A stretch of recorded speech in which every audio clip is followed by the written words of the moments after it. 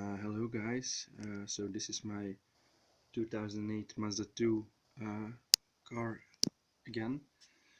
I have a problem with a clicking noise or a ticking noise when starting the engine, and it was coming from behind the glove box, so I removed the glove box now.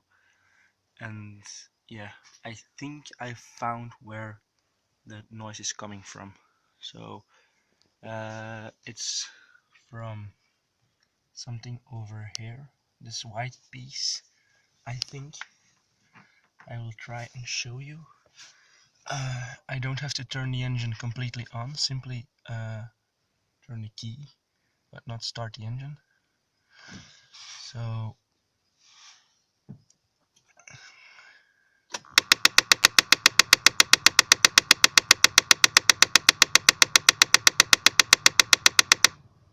I'm not sure if you can see the part moving, but I really think that this is a part.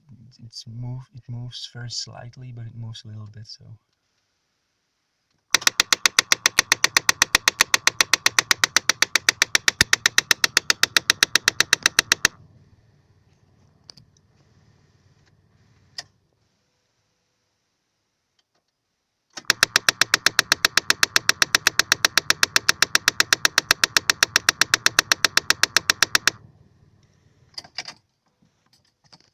if any of you have an idea what this is and how I can fix it, please let me know. Thank you.